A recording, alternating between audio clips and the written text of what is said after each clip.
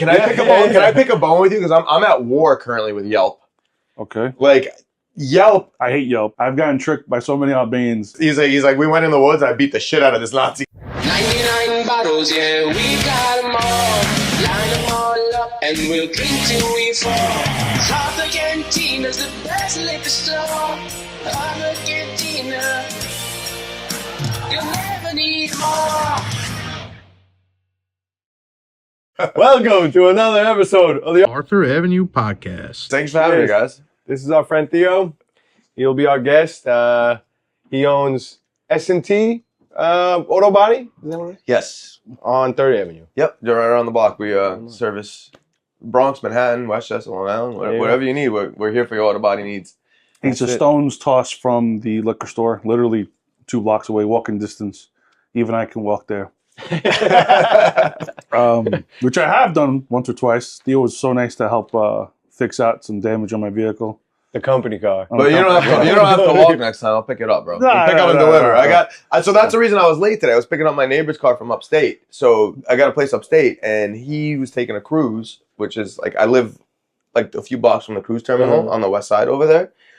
And he calls me up like on Tuesday. He goes, "Oh, I'm gonna be over there. Can I bring my? You might help me park my truck or whatever." So I literally I was walking to the cruise terminal. He grabs me. I dropped them off, and then I was looping back around. He goes, "Dude, I forgot my joints in the car. Can you come back?" So I had to do a little loop around so he could grab his joints. And then I drove it up. I got his dirty old farm truck parked over there. But dude, that guy's gold, Travis. He's awesome, man. That's the kind of service you get with the small business. That's it. Yeah. All right, you're not gonna get that from what's the big guy, Midas? Yeah. Midas ain't gonna help. Well, Midas is a mechanic. The big, you got your calibers. You got the big body shops. Mako's the big one. They're doing like this. Mako. Yeah, they don't pick up your car and deliver joints to you. Yeah. Don't tell Carnival Cruise or whatever. I feel like Mako's like the landlord special of like auto body. Like they would overpaint like a cockroach on your door. It's literally what it is. It's literally what it is. People don't recognize that. But like the hardest part of painting a car actually is because you got to take all the little stuff off. Otherwise, when you're painting over it, you see it, landlord special is the perfect way to put it, honestly. Because dude, even the door handles, you don't take the door handles out. Like, you tape it around all that. Like, Mako doesn't even tape around that. I think they just spray it. They tape up the glass. I don't even know, where's the nearest Mako? I have no clue. We won't even promote it. Let's not even promote it. New York City and the Bronx is like a different animal, though, because we have so many, there's a lot of shops over here. That is true. Yeah, because I've never seen a Mako. I know, Dom's or Joey's or this guy's or that guy. Yeah. Dude, not only that, because we got there you go, you're our first customer. Boom, first customer. Close. Sorry. Close. Sorry. She looked disappointed. Sorry, I don't have barefoot wine. You have to leave. Dude, I feel bad. You guys are losing sales over here. Like, dude, close. I would be home right now. I would not be here. I'd be home anyway. It's closed. Thanks for coming in and talking to me, bro. Why we do this shit? It's closed. You don't want to mark it up like crazy, dude. That's like whenever somebody asks me if like something I have is for sale, I'm like, dude, everything's for sale for the right price. Yeah, like, exactly. Like you put the podcast on hold, you make like a 1,000% markup on one of these, no? I remember one time when we were moving across the street. We were boxing everything up to the old location, bringing everything here, and we're counting everything up. It's just mayhem. There's like 6 people working. We're all like trying to pack the whole shop up. Store's been there for 15 years. It was just imagine 15 years worth of shit there. And this Albanian guy comes in and he goes, "I want to buy Malcia." I go, "Yo, I cannot sell it to you right now. We're all doing everything. The register's off. I cannot sell it to you." I want Malcia. I come here all the time. I'm like, "Listen, I can't give it to you. I cannot sell it to you. Never I come here again. Never. Not in 100 years." You screaming and yelling. You do a really good Albanian accent. I'm like, all right, man. Take it easy. Have that left. And I've never seen that guy again. Well, he stuck to his word, man. I stuck to his word, but at the same time, I was not selling it to him. Like, you just got so much shit going on. Sometimes you gotta just, yourself. Dude, I get that. We have like a do not repair list at S&T also, but like for the most part, like it's different with cars because. Dude, think about like a car accident. Most people, like knock wood if they're lucky, like they have 1 or 2 in their life where they need a body shop. You know what I'm saying? We're already past that threshold. You guys are like you're like this is a good business because it kind of reproduces itself. Like I got drunk yesterday. I'm sober now. I gotta get drunk again. Like, where am I gonna go? I want to go to Cantina. Yeah. No, we have a lot of repeat customers. Thank God we have shelf stable product. I don't have to worry too much. I have to keep the store cold, but I don't have to worry about refrigerator going down, all my produce going bad. We don't have to worry about the health inspector coming in here and checking the temperature of our tomatoes and stuff. We're lucky in that sense. Yeah. And then you're right too, because every now and then you get like a unicorn guy who comes in. Yeah. And he'll just buy that whole shelf up there, right? We were about to close up. It was 8:05. I already said no to 2 other people. I'm like, no, we're closing up. We're getting the we've been here 13 hours. We're getting out of here. And one guy comes that we know. And Fez is like, Joe, let him in. I'm like, all right, come in. He bought a Pappy. He bought a Weller. He dropped $2,000. There you go. I'm like, that makes your day. When to hold them, man. That's Thank it. you so much. God bless you. That makes your day. And the guy almost cried. He was like, I don't know if I'll ever see you again. My daughter's graduating today. Oh, he's a Fordham dad. Yeah. It was graduation day for him. I'm you like, told him you ship all around the country, though, right? Yeah, he knows. The guy was so happy. I was like, yo, I'm happy to make you happy, man. Worth it. That guy, see, that's the difference. That Fordham guy would be like, okay, he would have left if he saw we were busy. This Albanian guy was persistent. Yeah. He was not letting us, he was not going out like, what do you mean? You're not open today at all? You don't want my money at all? I want to buy 1, 3, 4, 5 bottles. Well, listen, let's get out of here, bro. I've gotten tricked by so many Albanians. Like, what price for 10 cases? I go, okay, here's 10 case price. Okay, I only want 3. I'm like, okay, this is a 3 case. Like, no, I want 10 case price. I'm like, no, you're buying 3. Okay, I buy 3, but can I return 2? I'm like, no, you're not returning 2. You're buying the 3. You're getting the out of here. Claim, and they're like, it's like a scratch in the front. They like want me to paint the whole car or save the deductible. I'm like, bro, it doesn't work like that. It's like, it's fine if it's paint. That doesn't cost me anything. But all of a sudden it's like, you've got like a Dodge Ram, like the one parked over there. The front bumper, it's like $800 for the bumper on that. And if it's got a dent in it, like I can't fix that because it's like thick steel. So it's like, it's like, what do you want me to do here? Like, you know what I mean? I can't throw this in and save your deductible and paint the other side of the truck that's unrelated. Like, That's the problem. That's my biggest problem with small businesses. People come in and try to haggle with you. You don't do that. Like I say all the time, people. When's the last time you haggled at Walmart? Exactly. You don't go to Walmart or Amazon. Dude, nobody haggles with Amazon. Yeah. Nobody haggles with Amazon. They go, I'm paying cash. Give me a better price. It's not how it works. Like I want free shipping. Give me $140 a year. Wait. Can I pick a bone? Can I pick a bone with you? Because I'm at war currently with Yelp.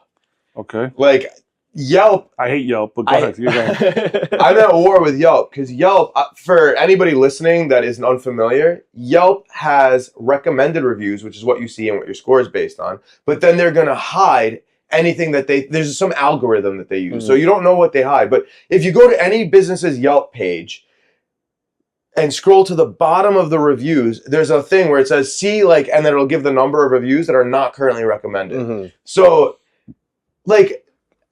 if you don't advertise with Yelp, they will hide all the good reviews and keep all the bad ones. So, dude, my Google score is like a 4.7, 4.8, 4.7. We go back and forth a little bit. Dude, my Yelp is like a 3.8. I have 50 reviews that are recommended, and I've got 75 that are not recommended reviews. And they're all 5. Dude, I have 8 pages of 5-star reviews that Yelp has hidden. It drives me up a wall, bro. And I because I got a little program going with my team where I'm if they get a review, they get a little bonus because it really drives business. You see it as a business owner too. Reviews are huge. Why it's doing that? It's thinking that you're farming the reviews. So I did that with 2 reviews of mine. And they were legit. They were legit farm. My board wrote them. Yeah. The same guy. Yeah. But then he wrote.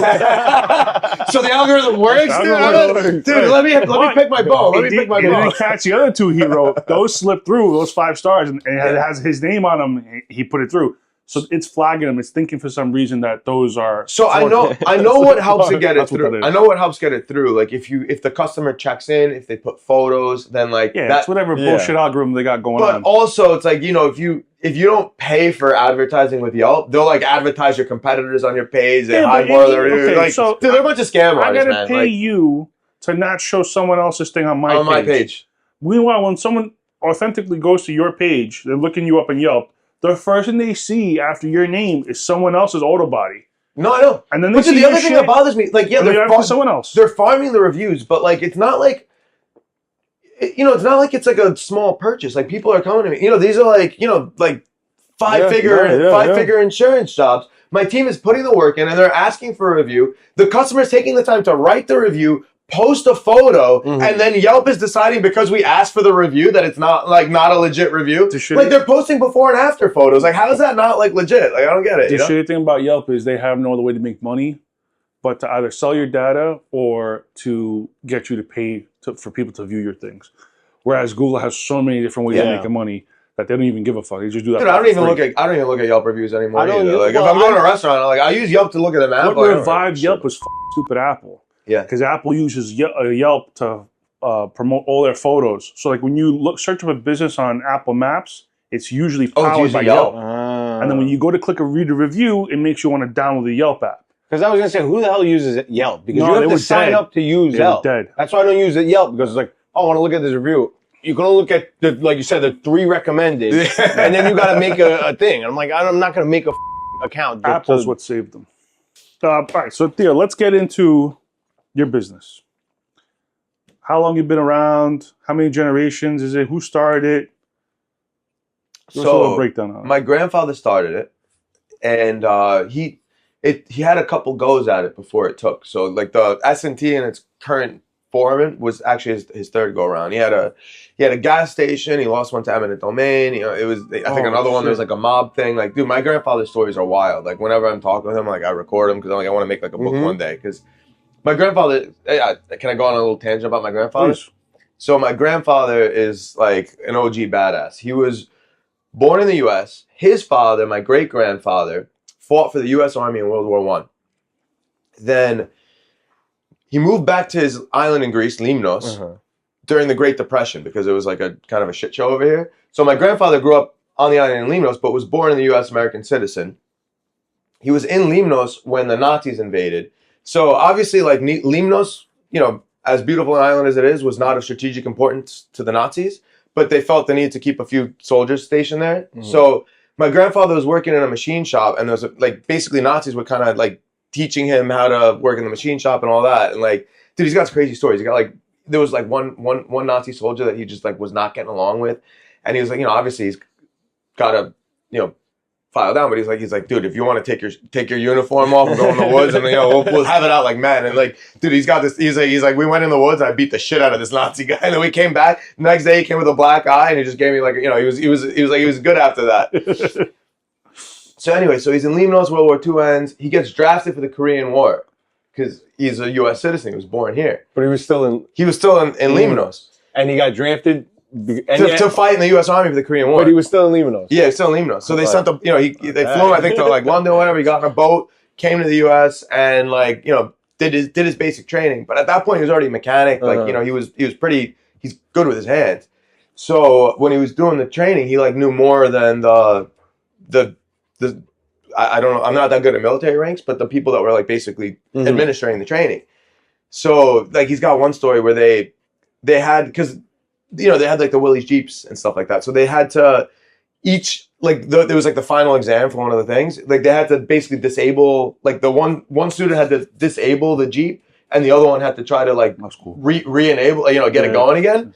So my grandfather, the way he like disabled it, the student he was partnered with couldn't get it going. The rest of the class couldn't get it going. The instructor comes over, can't get it going. And then he's like, the instructor's like, what did you do? We can't get this going. He takes the distributor cap off, like wipes the inside of it with a rag, puts it back on, and the thing starts right off. He took like a pencil, back down the lead pencils, and like he basically shorted out the contact. So like the thing it was just shorting out all the sparks. And it was like, dude, he's got like a lot of crazy stories like that. It's like some MacGyver shit. Yeah, man. It was a different time back then. Like so he got deployed to Korea. He was working like the night shift, and they were doing like, you know, clutch jobs on these Willys. So you have to do a clutch. You got to drop the transmission. He said the night shift was doing like 4 or 5 a night, while the day shift was doing like 1 or 2. And they're like, what? How are you doing them so much faster? And then like the day shift guys apparently were like jacking these things up in the mud, crawling underneath to drop the transmission and do it. He would just get everybody on the team to like pick them all up, put them on the side. So they were working on like, you know, like basically they put the truck up on its side, so they were like working standing up on the thing. Makes a lot of Work sense. smarter, not harder. Work smarter, not harder. Like who gives a shit if it's scratched, right? It's a war Jeep. Exactly. It's a fucking war scratched up. Smart. Yeah, he's got some cool war stories, man. He's got some really cool war stories. My grandfather was a mechanic, like not body. He was always like mechanic. And the way he got into the body work was because he had a parking lot, and or he was across from, and like either way they were hitting the cars and they were like paying him to fix the cars, and he's like this is where the money is, painting, so that's how he ended up opening the body shop. But S&T in its current form, it's funny because my grandfather's Teddy, my father is Steve, I'm Theo. So everybody thinks like S&T is like, oh, Teddy, Steve. Now I'm finally been there long enough, when people are like, oh, Steve and Theo, you're the T. I'm like, I wish I'm named after the T, but I'm not the T. But it wasn't even Steve. It was his business partner was Sam, because he partnered up with an Oldsmobile dealership. So the Oldsmobile dealership was downstairs, and then S&T was upstairs. So his partner was Sam. He basically gave him free rent so he can get the business going over there. So it's like, I mean, honestly, it's really cool. I'm at a body shop that started and outlived the the mark. Like Oldsmobile's not around anymore. S&T is. Yeah. So like, it's pretty cool thing about it. Yeah. It's really cool. It's really cool. Yeah. So either way, my dad's been there for, over 30 years now. Like my grandfather started, like he was doing everything. Like he was like the only guy. My dad, when he came in, they had a few employees, but he grew it into a monster. I don't know if you've been over there, but like I had a friend come over. It's like a city over there. We got like 40 guys running around fixing cars. Like it's wild. So and I came in about 3.5 years ago, and I grew up working in the shop, but I have a different background. I was doing consulting in the city for a bit, and like 3.5 years in, I think I'm like almost got my feet under me. I'm kind of learning what's going on a bit, but it's fun. Like this year's been good. I've been checking a lot of goals off my list this year, so it's been a good year. What's changed the most in auto business since your grandfather's time? I know you've only been there for 3.5 years. So, no, but there's a lot that's changed. There's two things I would say that's changed. One is the cars. And then two is who's paying for the repairs. Because now it's, it was a little bit of insurance back then, but obviously it's not the same level right now. Because cars were also simpler back then. Yeah.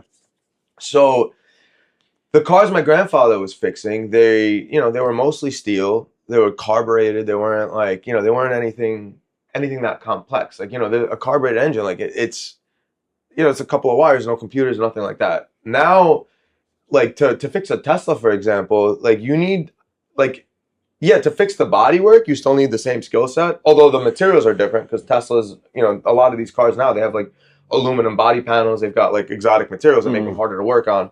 If you have like an aluminum panel that's glued to a steel panel, like, you can't weld that. It's not welded. It's like it's glued and riveted, and there's specific procedures you need to follow to do that. But there's also a ton of computers in the car. Like a Tesla doesn't have a fuse box. So in order to work on a Tesla, you really need somebody who understands like a little bit of networking, understands computers, knows how to follow instructions. So that's what's changed on the car side. And then on the payer side, back then somebody used to have a dent on the fender. My grandfather would walk out, look at it, be like, yeah, it's like $200 to fix it. Now, dude, you have like these cars that got like these plastic bumpers. I've seen cars where, somebody will hit something and the bumper will push in, and, your car probably has a blind spot sensor, right? It tells you if you're like, so there's the blind spot sensor is usually behind the bumper over there. So if the bumper gets pushed in, it'll crush that blind spot sensor, crush the metal behind it, but then it's plastic, it'll pop back out. Mm-hmm. So people come in, they'll be like, it's a scratch on a bumper, and they'll be like, how much to fix this? I'm like, I want to tell you how much, but like on this car, like, you have a light on the dashboard, your blind spot sensor's probably messed up. Like, I don't know how bad the damage is behind there. And then it's like, it's crazy. It's like, it looks like a scratch on the bumper, but if the quarter pound of the blind spot, the calibrations, everything, like, all of a sudden it's a $4,000 job. It's, you're going through insurance for that. 9 times out of 10, somebody's going to go through insurance out of that. So, we deal with insurance companies, and obviously, insurance sucks the life and the fun out of everything. Yeah. So that's the two big ones. And then, obviously because the cars have gotten more complex, there's manufacturer certifications. You need to fix the cars. So we have those, working on getting the ones we don't have. We have almost all of them, but like, I'm onboarding for Lexus, for Rivian. Like, dude, I'm about to spend $400,000 on equipment. Like, it's crazy. I bought a $70,000 vacuum last week. A vacuum. Yes, yeah. I'm so excited about it. Everybody's to clean the car or vacuum for the whole shop? It's a central vac that so when they sand the body filler, it gets dust everywhere. Okay. So like that makes sense. I think like a vacuum, like Jesus Christ. No, because like I can get. Dude, I have 8 guys doing body work, so like there's gonna be a lot of shit, and it's kind of packed in there. So like, in order to like, I have 2 like mobile ones, but they're like, it's hard to move them around. And I gotta service them. I need bags. I need all that. So I bought like a central system that like goes in. It's gonna be plumbed through the whole building. So when they're sanding the body filler, they can hook up the sander and it'll basically extract the dust while they're sanding. So it's gonna keep my shop cleaner. It's gonna be healthier for my employees. I'm stoked, man. I'm really excited about it. But there's also $70,000 for a vacuum cleaner. Probably less work in the overall. Yeah, I think like long term, like it's gonna end up saving us money, better quality, better environment. My goal is like I don't know if you've been to like a dealership and you walk in, like the floor is clean and it's nice. I mean, we're still like we're one of the biggest shops in the city, and it's nice in there. I keep it nice, but like my goal is like I want that place to look like a dealership, Yeah, they're not doing all that shit in the dealership either, too. Well. So dealerships, like most dealerships don't do their own body work. They sub it out. Yeah, so that's the funny thing. You go and take your car to like, let's say you have an Audi. You take an Audi dealership for like, an insurance claim. They bring it to some dirty old body shop in the Bronx. They don't fix it over there. They do the mechanical over there, but like the body work, they're not that. Yeah, they ain't doing that shit. Hell no. Remember when I bought my truck that you worked on, I brought Fez with me because I know he has an eye for things. And we're looking over the car. You keep that truck nice, by the way. Yeah. I try to. Well, with 3 kids, they throw McDonald's everywhere. Dude, let me know when you shampoo. I got you, bro. I know a guy. We were looking it over and we saw a defect of like a glob of paint on the corner panel. So hey, what the me? No. When I bought the car, good job. I was like, bro, tell me. Don't tell. Brand new car. Yeah. 10 miles on the truck. And it had a nice glob of paint on the rear quarter panel. And we found it. The guy wrote us like a note that they'll pay for it. So actually, it's a good thing you bring it up. Maybe I'll get them to pay for it. You touch it up for me. I'll make you a nice estimate for it. I'll give you a nice check bag and I'll fix it. Just don't cut that part out. What's something old school that works better than the new tech? Ooh. As far as like everything. like you were saying earlier, like my father was a mechanic for 30 years and he like kind of aged out of it. Cause like you said, it was a carburetor. Yeah. Now there's all computers. My father, I need to help him sensor scanners. AOL up. My mirror wouldn't talk to the car when I unplugged it. Theo had to reset the computer. It's because the shit wouldn't talk to Dude, next time bring me the whole car. Don't tell me the mirror. I was trying to fix things bring it back nice and waxed, bro. I was like, I gotta fix this mirror myself, and I couldn't even do it myself. Shit, I gotta bring my Jeep by, man. I got my shit is all rusty. I don't know. Oh, I don't know. Rust. So like, you know what they call rust on a car? No, well, cancer. I'm not even worried about the underneath. I'm talking about I have a stupid metal bumper that I got, and it's like all rusty. What kind of Jeep? It's a Wrangler. It's a shitty Wrangler. Oh, the Wranglers are great. Oh, and they're all shitty, but they're all great. Exactly. Like he has one of the nicer ones. I keep telling my friend does paint and shit, and he's like, just buy a new bumper. He's like, how much did that cost you? I was like, it was like a $200 thing I got. He's like, just buy a new one. He's like, you're gonna have to take it off, sand it, paint it, put it. He's like, just buy a new bumper. Yeah, but your friend's also like a hobby guy who does like little like Warhammer figures. But he's right. Dude, bring. I got like it's like a texture coating. It's not color match, right? It's like a black. Yeah. It's a black. Dude, I'll take care of that. That's easy. That's no problem. Well, I got you. That's why you're talking about things. That's why you need the metal bumper, baby. No, I have the same thing. I got like a dirty old Ram. Like I drive around, and I got a lot of funny stories about the front bumper on that thing. But like, long story short, it's got a big steel bumper on it, but I bought one that like you basically have to weld together yourself because I wanted to learn how to weld when I came to the shop. Like I always wanted a welder, but like I never really had anywhere to put one living in the city. But like at the shop, we've got the most badass welders. We got like probably like 5-6 welders over there, and so I learned how to weld making this bumper. And like, dude, it's funny, dude. I had somebody like when I put the bumper on, I was like, I can't wait till somebody like hits this thing. I want to see what it does to the car. So I was driving, I was like coming up the Hudson to go onto the Cross Bronx, and like some guy I guess was like trying to hit the bridge or whatever, and like doing like a Jersey sweep and just drilled the side of my car. And I was like, oh that hurt. I was like, I hope he doesn't try to pin this on me. Like, it was his fault or whatever. And then, like, next thing I know, this guy's hitting the gas and like, gone. I'm like, okay. I didn't get to see the damage, but like he lost that fight. Like, dude, I didn't even have a scratch on mine. I learned, like, when I was first driving, my father had like an old Ram, had whatever year it was, like metal bumpers. Yeah. I would just be back and trying to park this thing was a boat. I'm like, bam, on whatever. My sister crashed my dad's 1990 Ford Taurus. It was a Ford Taurus in RoboCop. Right? Got a Ford Taurus, right? All white, red interior. I don't know what my dad was thinking. So my sister's driving this thing, and we're getting off the Bronx River to get off the exit to go to the 95. Right? So she's taking that, and that like a little bit of a crazy like hill kind of. Uh-huh. She overestimates, hits the brake in the rain, smacks into the back of a Cadillac. The Dominicans like come out, like 7 of them come out the Cadillac. They're like looking around. They look at their car. They're like, "Yo, our car's fine." Taurus? The Taurus was annihilated. The hood went up like a triangle. Yeah. I guess they were designed to do that for some reason. Whenever you got to a crash, the hood would just go up into a triangle. The whole front of the car was destroyed. We limped it back to my uncle's house where we were going to visit, and the thing died there. And my dad spent like 3 weeks with like a worker in his garage trying to fix it. Like they knew what the they were doing. And I'm just sitting there going, like, this car's trying to fix it. This car's never coming back. But to get back to your question, because I'm also like, businessman. I want to stay on topic sometimes. But shit, dude, there's a lot of stuff that they don't make like they used to. I mean, like in terms of the shop, though, I do have to say, it's frustrating how difficult it is to find tools that are like affordable that are made like in the U.S., Japan, or Germany, like the good countries. Everything's no Snap-on. Snap-on's expensive though, and like honestly, like I like because I'm a bit of a tool nerd working at the shop. That's part of the fun thing. I get nerd out over buying a vacuum cleaner. So like, I get excited when I buy laser engravers and I get yelled at. Like, it's too big. Why the you buy this big laser engraver? Don't stop that. Listen, this laser is a state-of-the-art thing. It's got cameras. It's the size of the store. They all go.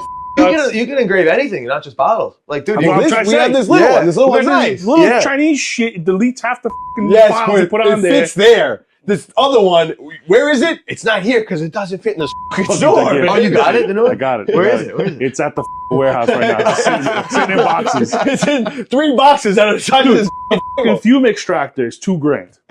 So you got it's a legit one. A legit one. Oh, dude, I'm gonna come play with that thing a little bit too. I'm so ready to do it. So bad. I told him we're gonna shut down the shop and start his engraving shop. Lasers. Do you with laser welding? I've been seeing the shit all online. I see them on YouTube. I haven't tried one yet. I don't know how they work. Those like they've got like a lot of like ridiculous welders. Some of them work, believe it or not. A lot of it depends on the skill of the person using it. Is really what it comes down to. Because do you trust Pablito with a $40,000 laser welder? My Pablo? I don't know. I'm just saying. I don't know. I just threw him. No, one of my best guys is Pablo.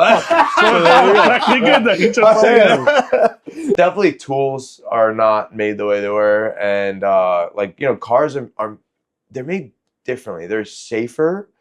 They're more reliable. They're everything, but they're also like it's like they're made to fail. I feel like a lot of them. Like they've made them just the car. Well, that's on purpose. That's on purpose. That's to save the occupants. Yes, but crumple zones. I'd rather die than be like $30,000. Speak for yourself, dude. I can get another car. I can get another life. So that's why you got to fix it properly too, because that's the action. You want to make sure it's still designed. It's still acting as it's designed to fail. Staying on topic of cars, what's your favorite car?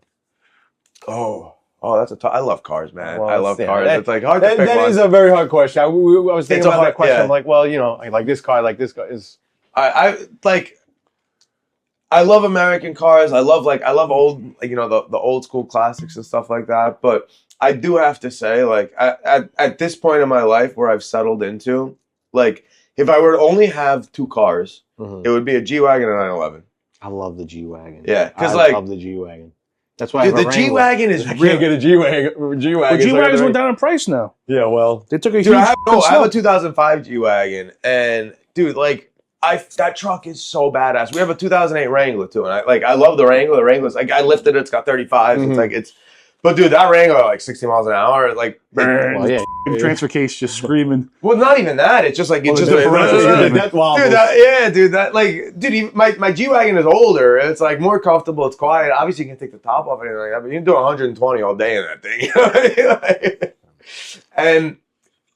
And the other thing about it, too, is, like, the Wrangler, it's a Sahara, so it doesn't have any of the locking differentials or any of that stuff. Like, the G-Wagon's got the triple lockers. Like, we go upstate, like...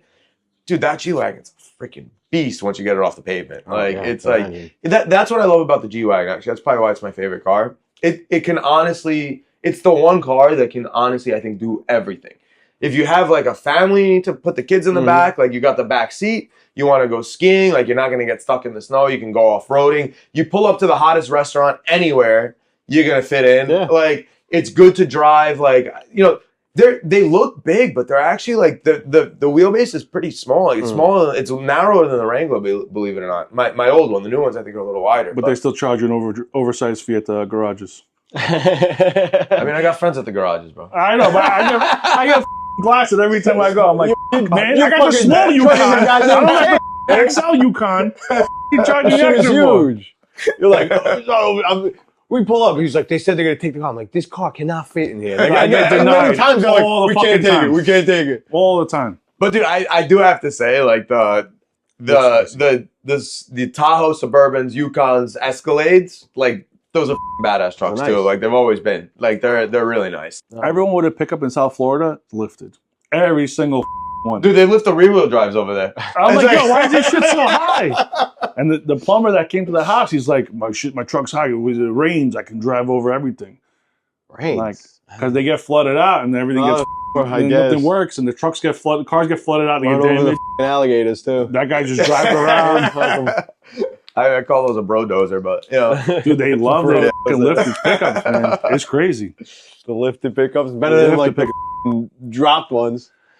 Yeah, but I mean, the other thing about South Florida is every car is clean and pristine. Yeah. I haven't seen, I'm not going to Dade County. Have you seen the people in South Florida too? Like, I mean, they're all tan, they're all fit, they're all like, you know what I mean? Yeah, like, they're all brain dead. For the most part, you can't find a person with a brain over in Florida. I come across but I have to say, like South Florida specifically, like they've got like their appearances on lock, whether it's cars, whether it's, you know what I'm saying? Like, dude, I've never seen a dirty car. Yeah. Oh my God, I go over here. It's beautiful. I love it. Bumpers ripped off. Because dirty place, dirty people, man. It's normal, it fits in. Over there, if your car's up, you stick out like a sore thumb. It's like you got like if your car is clean, you stick out like a sore thumb. People like, you're like, oh, you don't have a scratch on that thing? Let me hit it. Some little at the supermarket just scratches your shit out. And that's the problem. Like, dude, I was sitting there, I'm like waiting for cars to come in the shop. Not waiting, obviously I'm selling, but like, I'm driving around, I'm like, dude, every single car has damage on it. Like, every single one of these cars needs my services. Like, what, people can't afford it. That's why they dread damage. They're like, yeah. Insurance doesn't want to cover it, so I can't afford it. Or, even if it does cover it, sometimes you just keep the money. Like, I live with a scratch. Yeah, that's also true. People, some people, like, take a scratch on the fender, pocket $2-3 grand. Like, oh, actually, we had a question for that, didn't we? What was Sorry, am I getting ahead of you guys? No, that's perfect. That's perfect. What do we have here at the, has there a customer ever come in? Oh, I got some funny customer stories. Well, there we go. Like, what was like, they try to do some shady shit. Like, hey, can you fix it real quick? I gotta go. I need this fix now. Fix it now. I'll pay you cash. Dude, I had one time this guy like brings his mirror in off the car, asking me if I could change the tire. He didn't even go himself. He fucking telling you. I wish I hit somebody with the car to say that. I didn't do nothing. I went to MSG, found a spot right outside because the parking lot, I'm gonna take my truck. Found a spot right outside. I'm like, oh great, we'll go to MSG, blah blah blah, eat, drink, whatever. We come back, my mirror is like standing up, looking at the sky. I go, what the? This car not even 3 months old. I'm like, mother screaming. That's what that happened. Don't scream, don't stress out, bro. We got you. But my brother was driving my dad's brand new Suzuki Rodeo. It was actually brand new Subaru. What year was this? It was 1986. That is Zuzu. I was going to say, when's the last time you seen Zuzu? I love that. It's such a good car. We have a lot of stories. I got so many stories of that car. So, brand new. My dad just got this car. My brother's driving it. I'm in the front seat. And we're driving. And my older brother's kind of like the guy, like, you can't say nothing because he'll just, like, yell. So I'm looking, and I see these two kids rollerblading on the side of the road. One kid's got a camo shirt on. And we're getting closer and closer. And I'm like, I think he sees him. I'm not going to say nothing, though, because if I see something, he's going to start yelling. So I'm not going to say anything. You get closer, closer, closer. He's literally, like right here. The kid's right there. He hits him in the back with the side view mirror. He was wearing camo. He couldn't see the guy. The kid goes, eats shit, goes down. The mirror explodes. I'm sitting in the passenger seat. The glass is going all over the. Thank God I had the window closed. The broken glass is going all over it. I'm going, ah! My brother goes, what the was that? He sees it in the rearview mirror. The kid hits the ground. He floors it. He takes off. He makes the left on Southern Boulevard and guns it back home. Dude, you're going to get a call on Monday. Be like, that was me. Dude, that was you that hit me on the side. No, that was my brother. Go find him. Yeah, I was 10 years old. Good drive. So he drives home. He throws the garage open, pulls into the garage, slams the garage closed, and we run upstairs. And we're hiding like the cops are like right behind us or some shit. Luckily, he found the brand mirror. He had to pay $350 back then for a mirror. The whole cost $350. It was brand new power, heated mirror, and a brand new truck. Hilarious. That is Zuzu. One time, this kid, I don't even think he had a license yet, crashed the Zuzu. You had to fix the light before his parents came home from Florida. Yeah. We go to like AutoZone or whatever.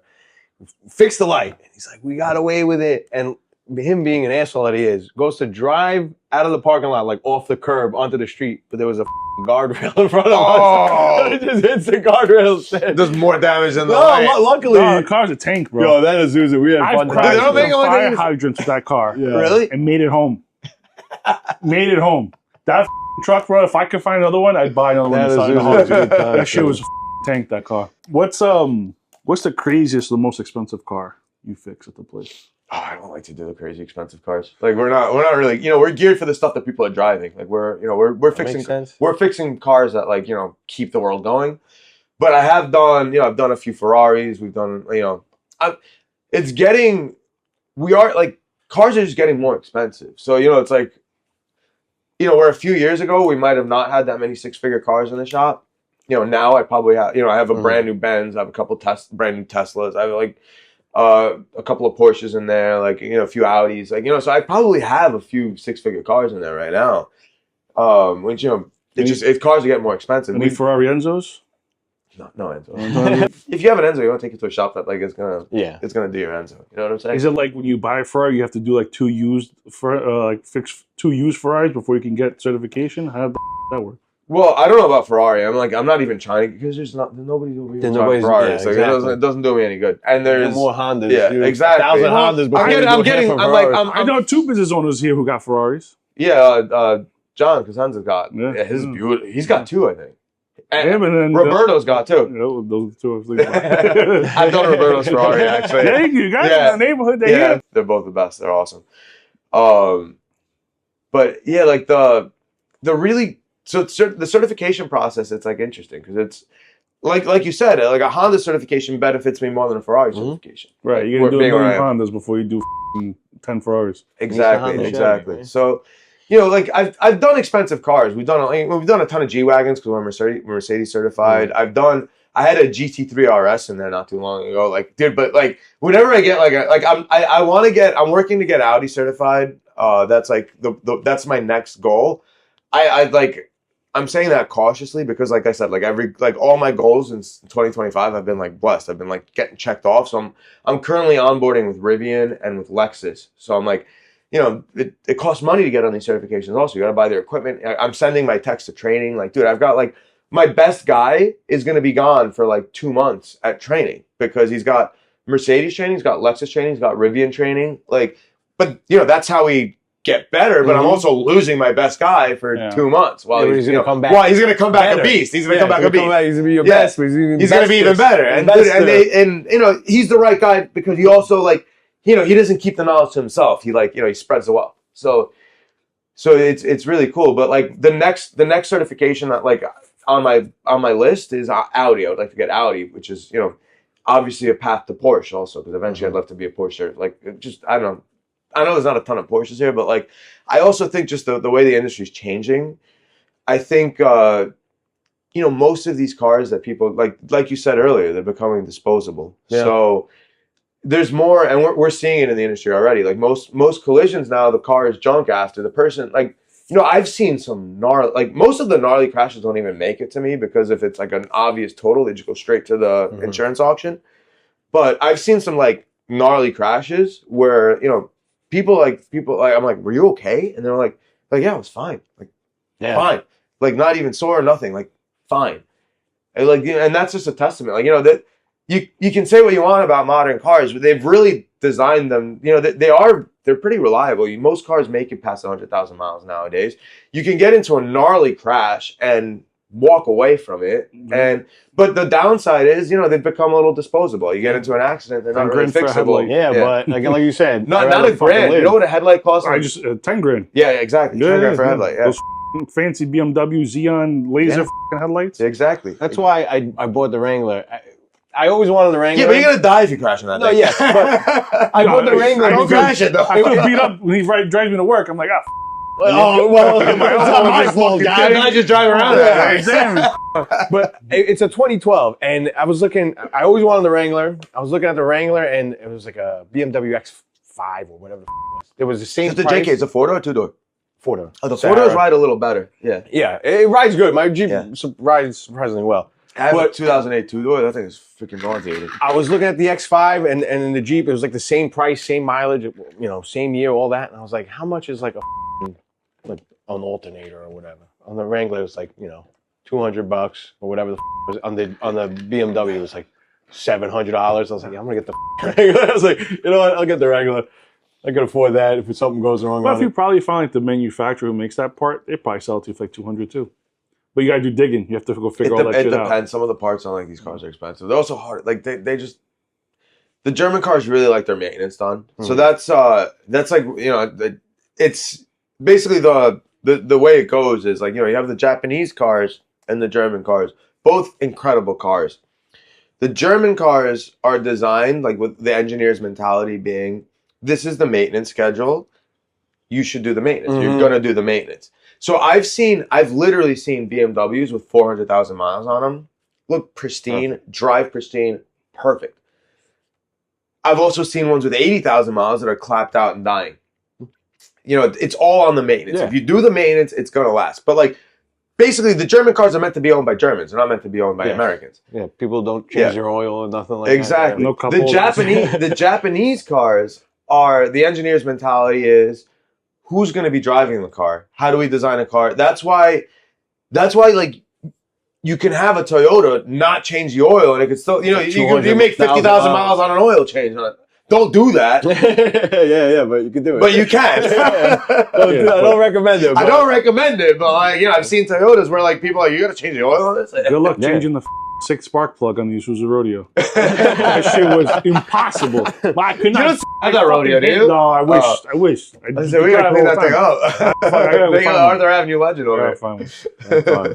One of my friends has the same chassis, but Nissan Pathfinder, and he wanted to change the spark plugs. I'm like, oh yeah, great, I'll help you out, right? So we was changing them. We got to the 6th one. I was like, how the I'm gonna drill a hole in the fender. Dude, I couldn't figure it out. I was like, this is crazy. I'm like, yo, we're only changing 5. We can't get this 6. I was like, 5, 6, good luck with that 5 6 is fine. I hope that shit works. Dude, those were the engines where you could work on yourself. Where it was but you still needed to know what you're doing a little bit. But modern engine, you need tools. It's dude, most cars now, they don't even have a dipstick. My 2005 Benz doesn't have a dipstick. You need. Well, transmissions don't even come with dipsticks no more. Yeah. There's a bitch to change the oil in almost all of them. Yeah. No, they want somebody knows what they're doing. They don't want you to service exactly. Yukon, the entire exhaust has to come down to service that transmission pan. Yeah. So I've been looking for. But it's probably a lifetime. I mean, fluid? It's like every 40,000 miles supposed to swap it out. So they make an aftermarket pan that has an extra plug and a dipstick on it. So that way you can do check the the fluid change yourself, easier without having to drop the exhaust. But what a bitch of a job if you have to change the transmission. All exhaust got to come down too. Well, the exhaust is gonna get rusty. Yeah, it's a whole. No, it's a whole pain in the Just ass. cut the exhaust out, leave it out. Like a little nice V8 throaty. So you said your favorite car. I feel like there's one you asked me that I didn't answer, but I don't know. I don't know if if I'm getting graded on this app. No grading. This is all. Your shop, your guys. They drink whiskey. They drink beer. Not while they're working, man. They're working on the cars. Not while they're working. It depends. So most of my guys are like the majority of my guys are either Dominican, Mexican. I've got a few Puerto Ricans. I've got a couple Guatemalans. Culture, they drink their own thing. They all drink beer. Rum, tequila. They all drink beer. They're all drinking beers and probably some rum and tequila. No, believe it or not, they like the whiskey too. Like the Dominican guys like the whiskey. Like they'll drink. Actually, so I can't. I came and I had one guy that retired after 25 years here. I came over here. I got him this is before he had the engraver. I was like, I just waited till the last minute. I might ship him another one because he was such a good guy.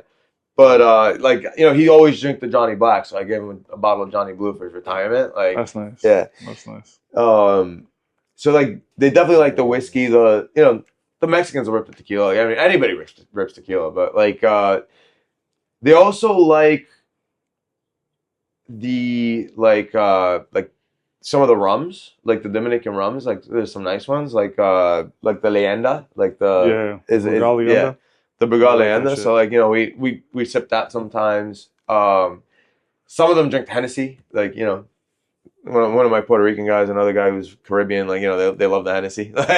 Genesis? Have Genesis?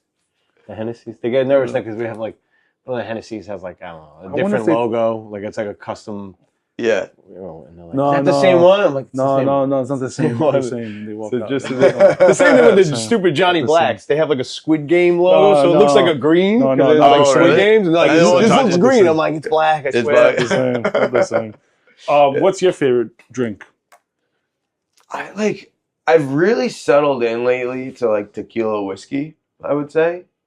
Like I never mix. I try not to mix. So like I don't want to sound cliche over here, but it just seems to be like in the winter I'll be drinking whiskey, and then I do like my ryes, my bourbons, my scotches, and then in the summer I'll do the tequilas. But like on the tequila side, I've really I like some of the reposados, some of the Cristalino reposados I think are fantastic now. They're really nice. I can't really drink the Blanco anymore straight, like because when I drink my tequila, I drink it on the rocks with maybe a slice of orange if it's a nice reposado, or just on the rock straight, but. The Blanco, I can, if I'm making a margarita, I'll put like a Blanco in it. But like, I can't drink the Blanco straight anymore. It's like doesn't. I can, but like it's not my preference. You know what I'm saying? It's not my preference. Wait till we get our Patron Private Barrel. We got a nice like extra añejo, is it, or just a regular añejo? No, it's añejo. It's like the border of becoming añejo. It's like a month over repo to become añejo. No, it's an añejo. It's añejo. That's what I'm saying. Like, it was a repo border by a month. Over a month more than repo became an añejo. I actually love what's happening with some of these tequilas now, because it's like they're not as aged as the whiskeys, but they're putting some love into the craft. That was one of my questions when we went to visit the Patron distillery. I said, how come we don't see 20-year-old tequilas? Yeah. I would love to, I agree. Like, even a 10-year-old. When's the last time you seen a 10-year-old tequila? I was like, yeah, how come we don't see that? He go, well, the agave plants have to grow from 4 to 8 years before we can harvest them. Whereas corn grows every year. They harvest that corn, and corn is basically free. Yeah. All right. So to them, what's the most expensive thing? Especially in the U.S., it's so subsidized, yeah. Right. The agave is expensive. The most expensive thing is just age that thing for 20 years.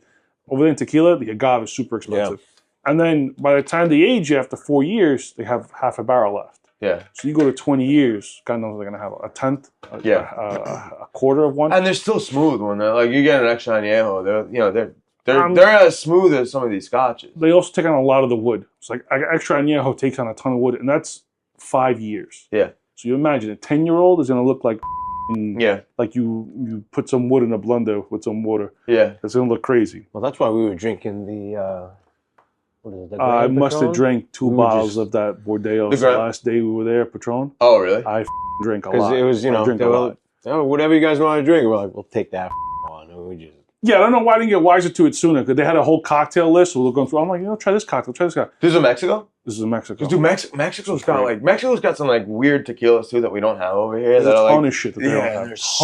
They're so good. They've got like a couple. They're not quite like the 80 proof. They're like 70 something, and they're just like they're so smooth. They're so nice. We're working on doing more of the private barrels of tequila. Now that we've done so many of the whiskey, now the next step is to do the tequilas. Because people like yourself, it's either we drink whiskey in the winter, tequila in the summertime. Yeah. And don't get I drink wine all year, I drink beer all year, but But also, and when I drink my liquor, I like to drink it just like either neat or maybe with I brought some nice ice cubes if I want to put either with like nice ice. Let's put a nice ice cube. I forgot you even have them. Well, I mean, these were nice. I don't want to water them down. That's why. But the other thing too, these are the ice cubes you got to put in these. I could never sell a $150 bottle of tequila before pandemic. No, I believe. I could not for the life of me. Once pandemic hit, we were sell them. Oh, great! I wish I got bigger cups. Yeah, we got these little ones. Which one was your favorite, Theo? I mean, they're all good. The Jap, the Scott, the American Double Cask, our Private Barrel Wyoming, or the Spicy Rye? I think it might have actually been the Jap for me today. Oh. Yeah. Thank you. Barrel. These are nice too. They turn like nice and clear, like when they're in the cup. Like look at that. Yeah, it's just like okay, cool. We're gonna have to. Dude, this guy's right over here too. You should get a little freezer. Keep them in here if you want. I was actually talking to one. Dude, I put a freezer in the shop upstairs. This way we can, because he closes at 3, and obviously you got to have it in a cooler, so you got to be all prepared and all that. So now we just go, because my dad's hooked on them too. So we just because when your dad was in here, he was the one like, you got to get these cubes. Yeah. Yo, thanks for coming on. Yeah, cheers, dude. Thank you for having me, guys. Are you kidding me? It's so much fun. We need bigger glasses. And I gotta get bigger glasses, goddammit. I think the only question. All right, last 2 questions I got. Well, don't rush them. I'm having fun. No, yeah. I want to save one little extra thing at the end. I still want to hang out for a little bit.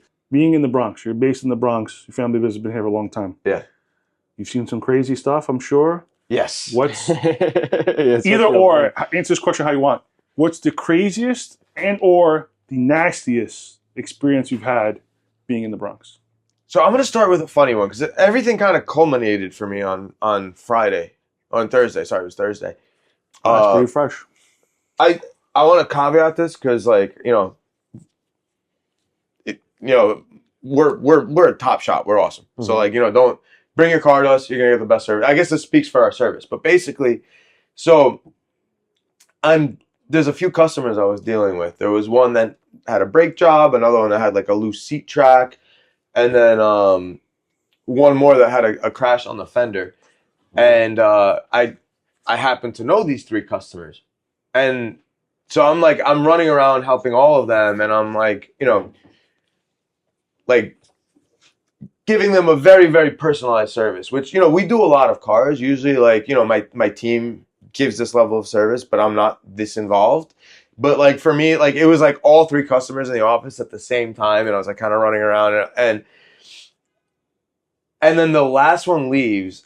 And one of my new guys on the front desk was like, wow, Theo, you knew all their names, you knew all their cars, he was like, you usually you're not that involved, because I'm doing the big picture stuff. Mm-hmm. I'm not really and then, so I was like, well, so poor when she had her car here, she had Montana plates or something like that. They stole her front license plate. They were driving around. I get a lot of stolen plates in the Bronx, but they were driving around with the Montana plate. And by the time that she had a few $1,000s in tickets, we had to we had to help her get the plate, crazy. But it was over in North Carolina, wherever it was. But we had to deal with the DMV over there. We helped get her a new plate to the point where she came. This was she came back for additional work. This was not the work that they stole the plate on. But she loved the service after the plate incident where she came back. But dude, I felt so bad for this poor girl because she had whoever's driving around with her plate racked up a few $1,000s in tolls, parking tickets, all that stuff. So we were trying to help her with that. Then there was we was helping her with the seat track, and I was like, well, that poor guy, there was like he had parts on back order. There was like a problem we couldn't quite diagnose. Like he was in a rental for 7 months. Jesus. And while we were trying to fix, his Tesla was smashed. Like it was hit really, really badly. This was unrelated. It was just like a loose seat track, which is like a common problem. But I was doing that like as a favor for him. But like, you know, he came back for that. And then the last one, with the Mercedes, a Lime scooter hit her fender. I hate those things so much. But dude, I was like, all right, like, so these 3 customers, dude, they stole her car when it was here. Like during COVID, we had like, they were they stole a car from us. So like her car was stolen, like that Mercedes was stolen. So, well, we had it. Like and this is like props to the NYPD and like the 48th precinct, especially. Like they found the car, they got it back to us, and like in one piece, like you know what I mean. But like, there was like a good 2-week period. I was like, shit, I'm gonna have to buy this girl a car. Yeah. I was gonna say, what do you do? I have to buy her car. Damn. So I was like, yeah, I know these 3 customers because stolen license plate, 6-month rental, and stolen car. Yeah. I got it not.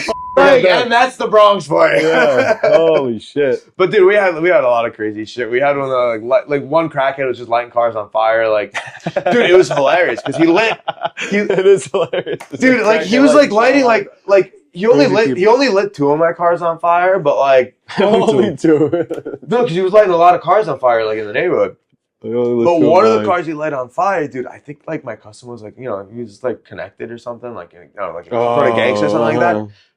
Dude, what he found, he was like, he just comes into the office. Like, we call him, he comes in the office, he goes, you have camera footage? He goes, oh, we're like, yeah. He goes, show me the camera footage. Shows the camera footage.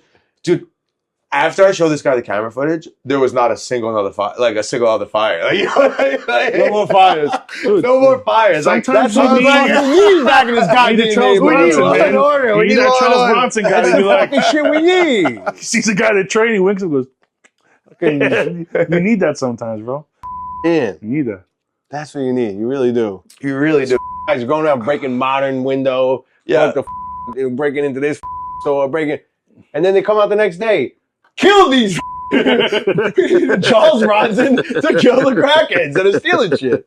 Since we do barrel picks, since we do custom labeling, custom engraving. You guys do everything. This is my favorite look. But I just want you to know, like, if I know I need to buy booze, like if it's in my head, I buy it here. Like, you know what I mean? Like, you talked the story about your grandfather saying the money's not in the mechanic, the money's in the Autobody. Yeah. I feel like that's the question. That's the thing we're doing right now with the engraving. The money's not in the whiskey. The money's in the customization. Yeah. Well, you guys are kind of like we're the same. Like, we give the same level of service because you ship, you engrave, you guys know you have that selection. You know what I'm saying? Like, dude, whenever I come here, whoever I speak to, they know like they know every bottle. You know what I'm saying? They're like it's hard to get that level of service. Like, you know, most places you go, they're like, yeah, there's the whiskeys. They don't know that. Yeah, I get customers saying that all the time. Even last night. Dude, even that one kid you have that's like from Florida. He always like, for some reason, I think he thinks I make more money than I do, but he's always like, this bottle's really good. It's like, I'm like, how much is it? $800. I'm like, yeah. I'm like, well, that must have been like, this bottle's gonna evaporate. That's Noah. He's gone now. Noah's gone now. He did his. He's a good kid. I'm like, dude, we're gonna finish this tonight. That's why I love Noah. Like, this is me and 6 buddies. It's gonna be gone by like, you know, by dinner time. We have a new Fordham kid, and he's like, he's good too. He's like Gammy trying to find his legs. He's very good. He'll put himself out there and he's like, oh, this is a good bottle. I'm like a brand new deer, just and then, boring, trying to walk. If he doesn't, you know, I'll just sit there and then, like, you know, they'll ask him a question about something and I'm like, but he tries. No, I give him good. credit. Kid tries. He's like, he'll come to me the next day. He goes, oh, I was watching this video about gin. I'm like, I don't, man. What you wearing? I don't watch your videos about gin, but all right. So get to my question. If we were to do a custom barrel for S&T, what would it look like? What would it look like? What would the label look like? What would it be? What kind of whiskey would you do? Would you do a bourbon, a rye, Japanese whiskey, a scotch, a tequila? I mean, we're in New York, so I mean, I feel like it'd have to be like, you know, maybe a Hudson Valley or something like that. Like, you know, something local. Like, you know, I like to support my community. Like, you know what I'm saying? Like, that's if we can keep the the money that you earn here, if you spend it here, comes back here. Yeah. You know what I'm saying? That type of thing. And I think that's a lot of things people don't understand. Like, you know, yeah, it might cost a few dollars more. It might be more inconvenient to go buy it from, like, you know, the Value Depot across the street than Amazon. But if you're buying it from Amazon, that money left our community. It's gone. You know, that's why I would try to pick something local. You know, Hudson Valley's got some nice whiskeys. I think maybe over there, you know, because bourbon, rye? No, either or. Something tasty. Something tasty. Doesn't matter. New York shit. Barrel would, I feel like, you know, we're a body shop. Like, it's hard to paint wood, and I don't know how I'd have to do a little research how it would work with the expansion of the contraction. But, like, have you ever seen a whiskey barrel painted like automotive? Like, we actually have I have a barrel of Hudson whiskey at my house that's painted. Like at a body shop though? No. Like imagine it's like farm spray paint all over it. Like, it looks like a farm. So I'm talking like, dude, because you keep your truck beautiful. Every time I see that, like whenever I'm like walking by and I see the truck outside, I pop in and say, "Well, I'm not lazy. I wash that shit by hand as much as I can because I don't want to get no swirl marks. Yeah, on it, but sometimes I get lazy. But dude, imagine like my desk is gonna be painted that color. Imagine like a whiskey barrel that was painted like the same level of like it looked like your truck, like you know what I'm saying, like that perfect nice gloss, yeah. You know what I mean? If you paint it, you won't have to deal with contraction so much. I think you still might. So now that I'm just looking at this barrel in front of me. This is a manufactured barrel. Yeah, this isn't a real barrel. That's a real barrel, though. That's a real barrel. You can tell. So and you can see how the rings have moved because it's shrunk over time. At a minimum, I can at least paint the rings because those are metal and like the wood is a little harder to get that type of finish on. But like maybe I could do like a nice, you know, because they're usually oak, right? You know what you gotta do? So like maybe do like a nice stained oak, like to like, you know, I also love the wood grain. Like so like I think I'd like the combination of. You gotta let it dry. What's up? You gotta let it dry. If we get you a barrel, I'll take this one if you want. Yeah. Let it, because this one we've had for a while. Let it dry out. Once it dries out, it's got nowhere to go. I think for the barrel, like honestly, I think I would sand the oak and do a nice stain and paint the rings with a nice automotive paint to like, you know, to pop it. Because like the oak wood grain, like I'm looking at it now, like that would pop nice with a stain. Like it'd be a shame to cover it with paint and the paint would crack. Like you know what I'm saying? Yeah, like, I see what you mean. Like, I wonder if you stain like it and then with the, give me a barrel, dude. I'll do nice. Jeep theme, right? Like the wood paneling, like a station wagon. Oh, like that old. I wonder if you could pull some shit off like that. Dude, I can do whatever the you want to do. I thought I was going to pick this barrel. Yeah, you can do whatever you want, man. No, I'm kidding. All the barrels what would you put on the label of the whiskey? On the label of the whiskey? Would you put a fast car in the background? Would you put... like all the... I don't know, maybe like a New York City sky. I don't know, man. Like, see, I told you, we were printing out random shit. We did the Statue of Liberty, and I was like, let's do the skyline. Yeah. The skyline would be a nice one. We're in New York. One of the things I love about Arthur Avenue too is like it's you get your small town vibes like in New York City. We've been hosting Thanksgiving in the last few years. So Giselle came up to do shopping for Thanksgiving this year. And we went to Arthur Avenue Market. We stopped at Mike's Deli. We got our cheese board. We went to like Pete's. We got like, you know, we got our turkey. We did a tenderloin. Then we went to Madonia's. We got our bread. Then we went to Tidal Brothers. We got some olives and stuff. And we came here. We got some, you know what I'm saying? And like everybody knew our name. Everybody knew. We also went because we did surf and turf. So we also went to Cosenza's. We got some, you know, some lobster tails. Like, and dude, it's like you go to a supermarket nowadays and you get everything you need in one store and you check out and it's easy. But like, dude, it's so much more fun shopping that way. You know, you had a little bite, we had a little drink everywhere. Yeah, it takes the whole afternoon. But like, you know, that's what we're doing wrong. It's like we should be doing that. Like we should be doing that instead. That supports the community. That's enjoyable. You might pay a little more, but you know, you also give what you get. Like that. I'm a strong believer. Even as a consumer, you get a better experience. You're getting a better experience. Yes, let alone you're promoting them and like they're feeling the positive effect of you shopping in your neighborhood. But as a consumer, you get better stuff. You get better attention, better service. Exactly. You're also getting better product most of the time. You're absolutely getting better product. You go to Costco, I feel like I got hit by a wall by the time I got home. But wait, can I just ask you, where else in New York City besides Arthur Avenue do you think you can do that now? Maybe Brooklyn, maybe Bensonhurst. Maybe that's whittling away. That's disappearing. Dude, we need to keep this alive. Like this needs to stay alive. Like people need to, you know what I'm saying? Because you know, I go upstate. You have that. You have your farmers market. You got like, you know what I'm saying? What's like, holding us back? Because our consumer base is mostly transient. We don't have efficient parking here, and until that gets solved, we're going to be fighting against the tide. It's just there's no way to accommodate people coming from large distances. You get the fireman, I get the fireman.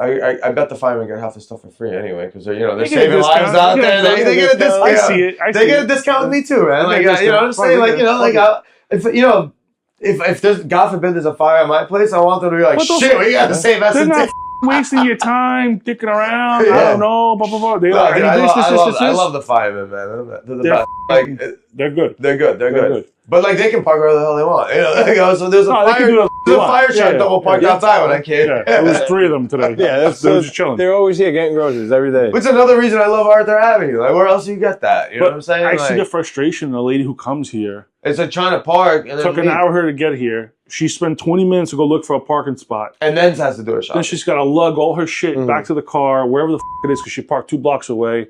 Yeah, $1,000. She's worried about getting a ticket. In the name of giving service in the Bronx, is there a solution that we can do?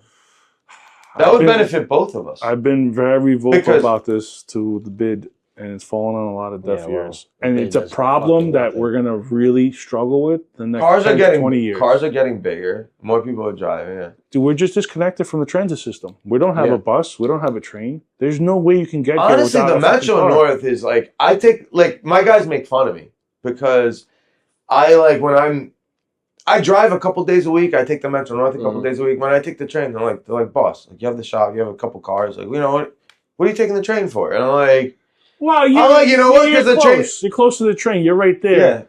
Yeah. An old lady with a bunch of cans of olive oil and tomato jars and vegetables and meat.